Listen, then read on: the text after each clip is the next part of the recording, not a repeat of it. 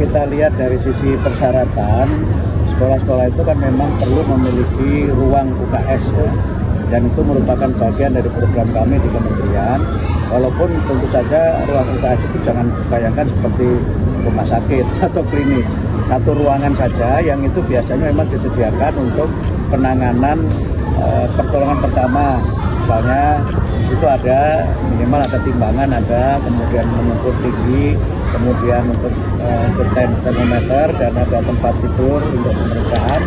Kemudian memang ya sebagian dari guru juga ada yang dilatih untuk penanganan pertama, dan juga di sini ada bagus anak-anak, ada program dokter cilik yang mereka juga saya tanya ternyata sudah punya pengalaman bagaimana menangani kalau ada sesama murid yang ada masalah kesehatan. Tapi intinya di sini lebih kepada penanganan pertama yang kita sebut sebagai P3K itu, yang nanti juga usaha kita untuk bagaimana menciptakan sekolah yang sehat. Jadi kita usahakan nanti secara bertahap juga sesuai Pak Presiden, sekolah-sekolah punya tempat untuk cuci tangan, usahakan untuk cuci tangan dan berbagai kegiatan yang baik. Tapi alhamdulillah kalau sekolah ini ruang terbukanya cukup luas, lingkungannya juga hijau. Saya kira ini sekolah yang representatif lah. Terima kasih Pak Wali Kota sudah membantu kami menciptakan sekolah yang sehat. Kira-kira begitu. Memang anak-anak kita ini kadang-kadang kan belum memahami bagaimana kebiasaan hidup yang sehat dan bagaimana makanan yang sehat. Karena itu maka kita perlu sejak dini memberikan pemahaman, pengetahuan kepada anak-anak mana makanan-makanan yang sehat dan mana yang tidak sehat. Yang kedua memang perlu pendampingan, terutama pendampingan orang tua di rumah ya. Karena biasanya ya makanan itu kan yang paling banyak makan di rumah kan.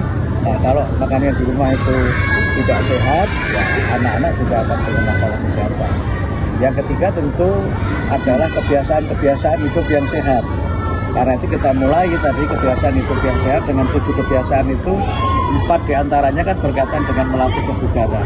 Orang kalau bangun pagi itu bugar, olahraga, kemudian tidur cepat itu bugar, kemudian juga tentu saja makan bergizi. Bahkan bermasyarakat ya terbiasa mereka bermain ke rumah teman, aktivitas fisik setelah pulang sekolah, olahraganya bukan begini, tetapi olahraganya memang betul-betul nendang bola, bukan nendangnya pakai begini, bukan. Itu menurut saya kurang sehat.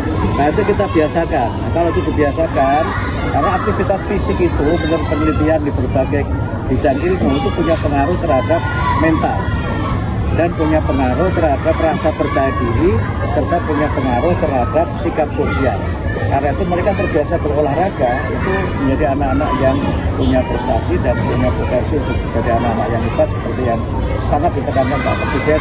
Asal kita yang keempat itu menekankan sumber daya manusia Indonesia yang kuat, generasi yang sehat, dan mereka memiliki prestasi sesuai dengan bidang dan kemampuannya masing-masing.